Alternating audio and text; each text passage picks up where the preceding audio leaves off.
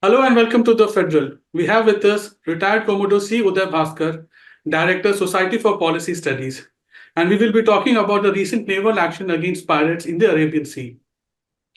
So it is after a very long time that we have witnessed naval action against pirates in the Arabian Sea. How serious is the issue, and do you think it threatens the India, Middle East, Europe trade route that is being planned? The action that was carried out by the Indian Navy was basically anti-piracy. Now, piracy by itself is not new. It has a history which is as old as merchant shipping. In a more modern context, of course, we are familiar with what happened from 2007-8 onwards, when the Somali piracy issue acquired a slightly serious dimension. And the way we index, when we say piracy becomes a serious concern is when it impacts merchant shipping in such a way that the cost factor goes up. Now, this can go up in various ways. One is insurance costs. If any water body or any particular part of a sea line of communication is considered to be prone to violence, particularly from piracy, then the insurers increase the cost for the vessel, the cargo, and so on. So that can be one part of the costing. The other is the cost per container. And sometimes to stay away from the pirates, ships have to take a longer route. So it adds to the fuel. So there are various ways. So since 2008, we had an issue with Somali piracy, but the entire global community, all the major navies and coast guards of the world, pooled their resources.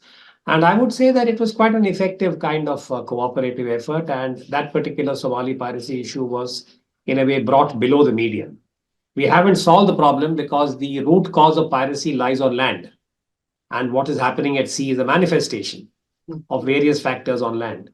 But this time around, after a fairly long gap, we had a serious kind of situation, which was pirate related. So the Indian Navy did what it was expected to do, which is to deal with the situation. And this time it was done, of course, both effectively and perhaps dramatically, because I think for the first time we are all seeing visuals of the Indian commandos, the Marine commandos rappelling down, etc., etc. But I don't think that it has at this point, the potential to impact trade in a very serious way, unless it gets out of hand, which again is unlikely. So some experts believe that the recent action in Arabian Sea and Red Sea is because of the ongoing war between Israel and Hamas. Now, this is the first time that we are witnessing a direct impact on Indian interests from the war. How do you view the situation? Well, actually, that is more serious.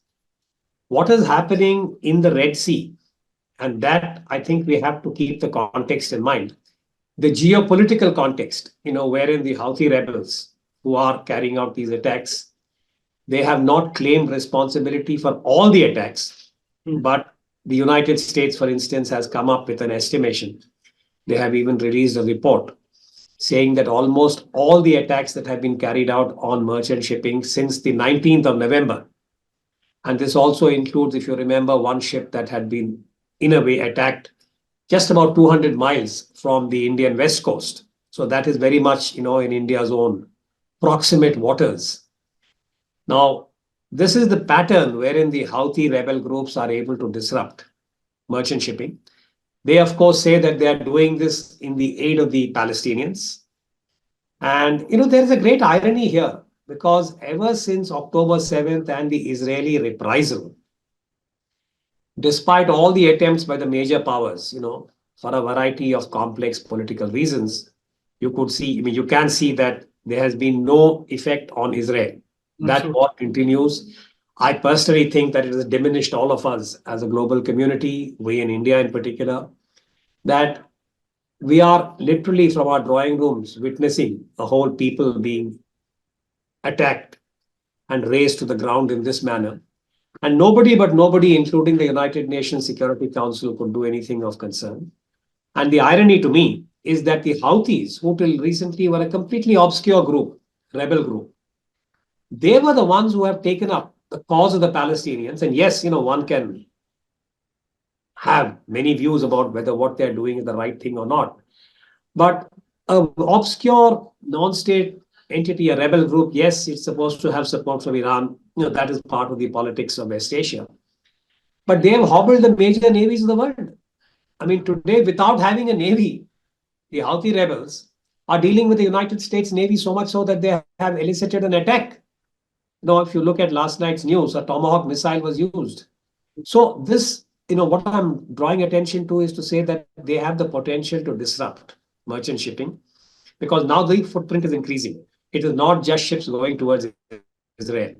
Lots of ships have been affected. As a result, many merchant ships are now going around the Cape of Good Hope. The price of oil has gone up. So all the adverse impact can be seen, and yes, India will be affected. And depending on how long this continues, I think it will have a negative impact on India's export import. Because remember, if you look at from the Suez, you enter the Red Sea, you exit into the Indian Ocean from the Bab el Mandab. That's a very narrow strait. On one side is Western Yemen, on the other side is Djibouti. At best, 20 nautical miles, the width of that particular strait. So a lot of global traffic, almost 12 to 13% of global trade, transits from the Suez through the Red Sea into the Indian Ocean, Arabian Sea through Bab el Mandab. If that is disrupted, I think India would be directly affected, and so would China, so would Japan, all the major economies. So I think this is not an issue that can be glossed over because we have to see how this is going to unspool. And I think the US attack and the Houthi statement that they are going to respond in their own time and their own way takes us to the possibility of hybrid warfare at sea. Because already the Houthis are using unmanned vehicles like drones, they have been using missiles. Even the Indian ship that was attacked with the Indian crew run, we gather reports that it was a missile attack. Now, of course, we don't have all the details because India has been very cautious that though the United States said that this attack came either from the Houthis or Iran, we have left it indeterminate, saying that we are carrying out our own investigation. Now, this question does arise that was an Indian crew vessel attacked on the war in Gaza? That's a question mark. But to me, as an analyst, it's interesting that apparently the Houthis have put out a note saying that any ship that has Chinese crew or Russian will not be targeted. So you see the subtext here, the geopolitical dimension of what is happening. So I think this is complex and it has the potential to adversely impact India's economic interests. So the United States and its 9 alliance partners recently said that they are trying to stabilize the crucial shipping lanes and protect the free flow of commerce. But after the two great wars, this is the first time we are witnessing a kind of naval and air buildup internationally. How significant are these developments, sir? Your observation about the international coalition that is forming to deal with the Houthi attacks is actually, I think, reflective of the complexity of the geopolitical situation that has emerged after the Hamas attack of October 7 and Israel's reprisal on the Palestinian people, which is that it's not as if the entire Western alliance led by the United States is standing shoulder to shoulder with the United States. I mean, even in the current, only the US and UK that carried out the first attack against the Houthis. And then some of these smaller European countries, but not the big boys, meaning there's no France, there's no Germany, there's no Japan, there's no Italy, there's no Spain.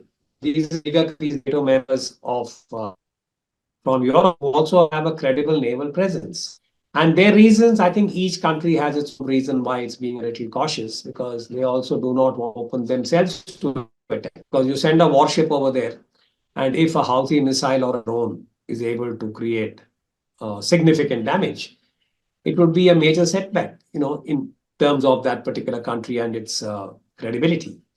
Also, I think there is a lot of dismay about Israel's actions, in terms of different European countries. Not all of them are on the same page as the United States when it comes to how Israel is seeking retribution. So these, I think, are reflective of the geopolitics, and which is why I said this context is important. And again, I think if we look at this in its, holistic frame of reference, the South African action is also very important. The fact that South Africa has taken Israel to the ICJ, the International Court of Justice, to me personally, as an analyst, I would say is laudable. Mainly because, when you have a complex situation and we all say that violence is not the answer, then what is the next door you're knocking? It is the legal recourse. So therefore, the ICJ, they may or may not give you a quick decision. But I think, in a way, South Africa has spoken for many people in the world who, for a variety of reasons, were either silent or have been very uncomfortable, dismayed with what is happening in Gaza, but have been unable to raise their voices. There are many constraints that we are all aware of as to why people don't protest anymore. But I think South Africa going to the ICJ is part of the same, I would say, not pattern, but frame of reference. And I think the Houthis in their way and the South Africans in their own manner have focused attention on Israel's disproportionate action and what could also qualify as genocide. It's a strong word to use, but I think there is a case here that Israel's action, as and when it is reviewed more objectively, would qualify. And that is another irony, that a country that has constantly spoken about the Holocaust and what they had to undergo in World War II at Nazi hands in Germany, that today they are guilty of much the same kind of violence when it comes to unarmed civilians, women, children. I mean, it's heartrending. We all have seen those pictures. So I think, in a way, the Houthis have been the catalyst to draw attention to, I would say, many layers of how Israel has been dealing with the Palestine issue for the last 70 odd years. So some people believe Houthis are being backed by Yemen and Iran. Now India is facing a dilemma because India has good relations with Iran. How difficult is the situation for India, sir, to balance relations with Iran and, of course, protect its trade routes? I think it will be a challenging kind of task. And this is not new. I think India's engagement with Iran over the years, particularly after the revolution, and we had what you would call as the theological profile of Iran, which now sees itself as the major or the principal power which is projecting the Shia face of Islam. That, I think, is the complex dynamic which runs through the entire West Asian world and also South Asia, all the way up to Bangladesh. Wherever there is a Muslim majority, I think the Iranian influence is differently manifest. It's, of course, most visible at the moment in West Asia.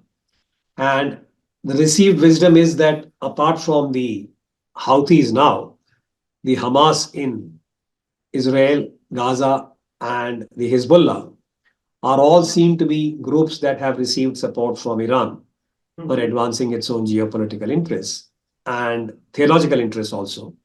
And you can see that the Houthis had actually come into regional focus a few years ago when they took on the Saudis. If you remember, they had attacked Saudi hydrocarbon assets, and again, they used their limited assets in a very innovative way. And there was a time when both the militaries of the Saudi government and the United Arab Emirates were engaged in a war, a regional war against the Houthis. So I think Iran and its own footprint, as far as West Asia is concerned, has got many levels, many layers. Also, I would say many interlocutors, of which these three, of course, are now the most current. And for India, when I say that it would be challenging, is because if you look at the relationship with Tehran over the last 3 or 4 decades, we had a fairly prickly kind of situation when it came to the nuclear issue. If you remember, when Iran was being subjected to international protocols and the United States had led the charge that Iran should not get the bomb, India had a difficult task. It was a tightrope walk. Absolutely. We had just tested our own capability, and we were also, prior to our test, we were also seen as among the bad boys.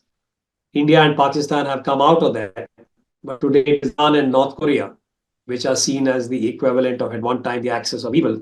And Libya, of course, is no longer in play. But I think for India, dealing with Iran will be challenging.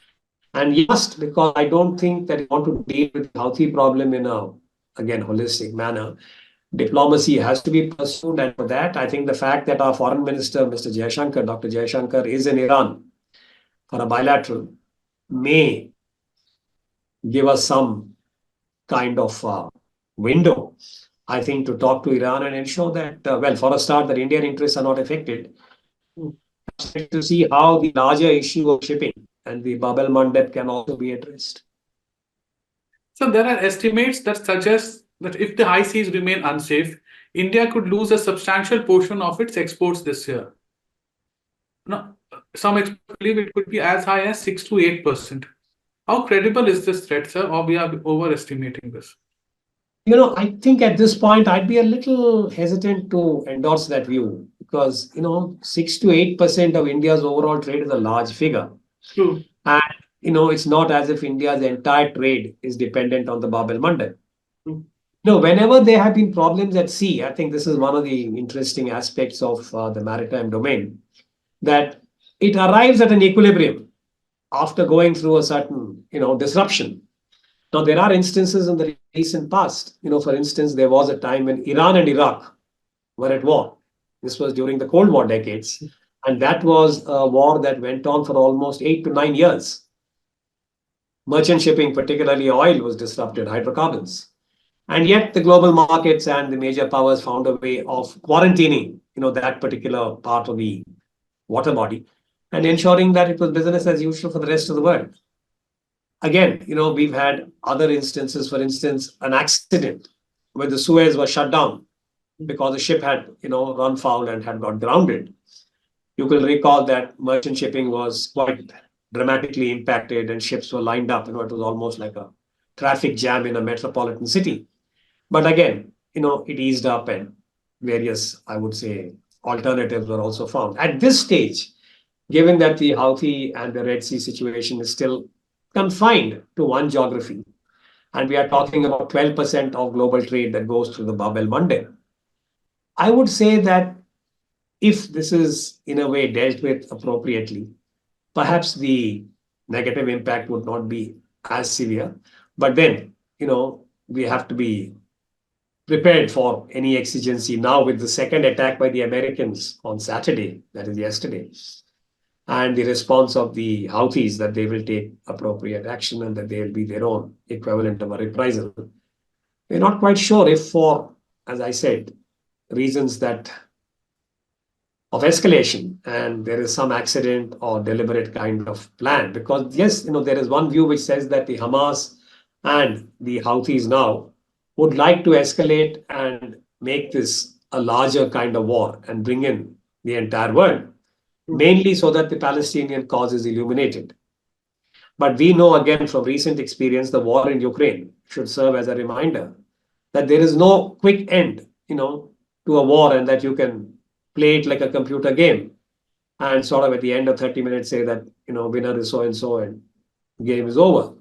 So I would also be cautious about, the way in which this unfolds because things can happen very dramatically. I mean, over the last 2 days, oil has gone up by $2-3. If there is a sequence, an attack by the Houthis on a warship of one of the Western nations, which has already opened fire, and that in turn leads to another precision guided munitions, whether it's a cruise missile or some other kind of PGM, and that attacks Yemen. And you have Yemeni civilians being killed. At the moment, the Americans have been very careful to say that only 5 fighters have died. Now, we remember what happened in Afghanistan when the Americans had similarly used, long distance unmanned ordnance on Afghan population. And this to me, I don't want to sound so jaded and bleak, but with the experience of Afghanistan, I think what we don't want is a redux, a repeat of the Taliban experience at sea. So, which is why my hope is that diplomacy will kick in and politics also, and countries like China, who are also stakeholders, as also India, and of course Russia. Look at the vote in the United Nations Security Council. China abstained, while the resolution for asking the Houthis to stop their attacks on merchant shipping was unanimous. There were no votes against the resolution. But three countries abstained. Russia and China, if I remember right, had abstained. And they're both permanent members of the United Nations Security Council. So politics is again back at play. And I think that is where India, after all, we are Vishwa Guru, we are Vishwa Mitra, we are recently G20 presidency. So all these, I think we should, use that goodwill. And we are a member of BRICS and see whether or not we can find a way which is to say that powers like India and China in Asia, maybe bring the Japanese on board, are able to talk to the Houthis and the Yemenis and ensure that there is some kind of a modus vivendi. But then you go back to Israel. So you see the linkages. So that is what I mean by saying that the double irony that a non-state entity with one of the lowest per capita in the world. I mean, Yemen, if you look at Yemen statistics and human security indicators, it is at the, as I said, least developed, most impoverished nations. They have jolted the conscience of the world. So, talking about China, we all know that it has ambition of dominating the Indian Ocean. Now, what steps can India take to challenge the military and naval strategy of China in the Indian Ocean regions? First of all, now that you've given me an opening, let me say this. I think India should get over its sea blindness. Historically, India has not been able to harness the favorable maritime geography that nature has given it. I think that is the first. If you can understand your own maritime geography and see what kind of opportunities and potential it has, then we would be able to effect or establish our own presence in the Indian Ocean in a sustained and credible manner. So without necessarily making your maritime strategy anti-China, because that's one of the, I would say, tenets of the ocean, that you acquire your own capability and maintain your own presence as part of an organic process. Because no navy in the world should, as I said, as the tenets go, is nurtured or sustained against a single point threat. That may be true of armies. But because of the nature of the global commons, which is the high seas of the world, and now with global warming, we are going to perhaps have 5 oceans that will become navigable. Till recently in our generation, we spoke only of 3 navigable oceans in the world, the Pacific, Atlantic, and Indian Oceans. To ensure that the waters that are proximate to you, in our case, the Indian Ocean. Now, let me also add this, that the Indian Ocean is not India's ocean. It just happens to be named as the Indian Ocean. But yes, as per the UNCLOS, we have got a claim up to 200 nautical miles as part of the exclusive economic zone. And beyond that is the high seas. Any major power which has the ability, whether it's merchant navy or military as the navy or submarines or whatever, has the right to be in the high seas of the world. That is what the tenets of the sea are. So one cannot hold this against the Chinese as to why are they in the Indian Ocean? Why are they in Djibouti? Why are they now investing in Maldives? I would, as an Indian analyst, say that this is a very interesting reflection of Chinese resolve, that traditionally China has been a land power. They have very unfavorable maritime geography, meaning that if you look at the Western Pacific, China is actually hemmed in. They can't sail out like India can sail from Bombay, India can sail from Visakhapatnam, etc., the Indian Navy. There they have to worry about the Japanese, they have to worry about the South Koreans, the US alliance, they have to worry about Taiwan. So for them, the access to the ocean is constrained. Therefore, they are looking at the Indian Ocean.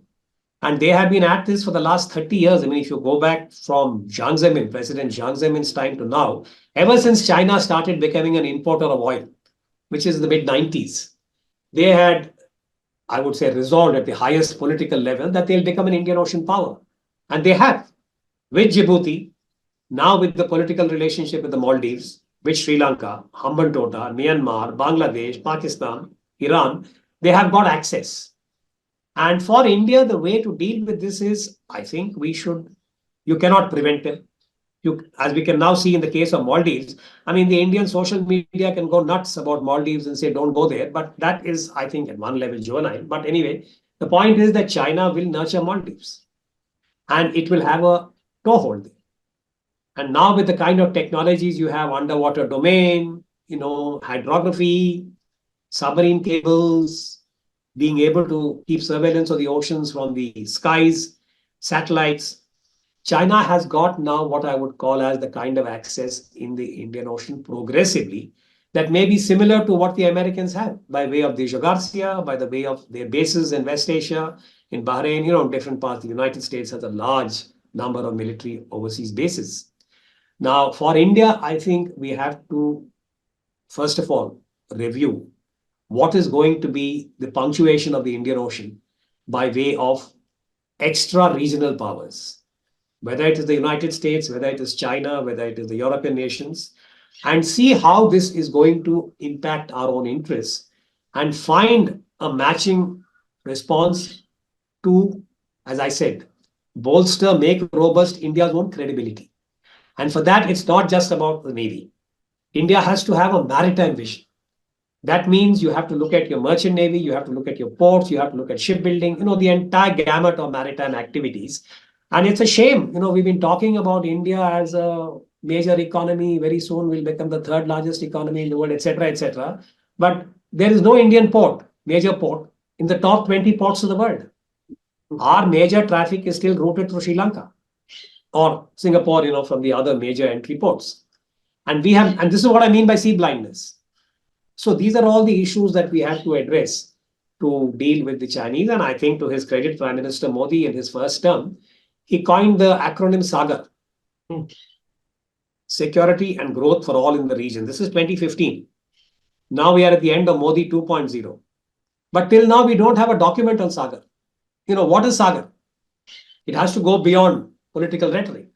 And how do you invest, into making SAGAR a reality and ensuring that our smaller neighbors, if you remember, this was the 3-island tour that he did, Mauritius, Maldives, Sri Lanka, that how do they see India as a preferred partner?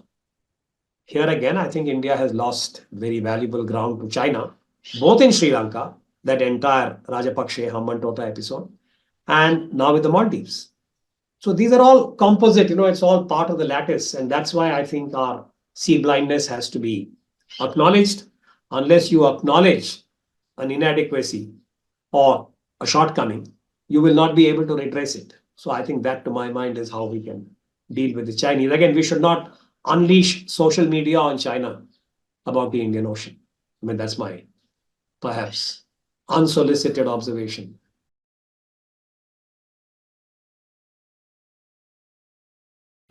Subscribe to the Federal's YouTube page for more news and updates.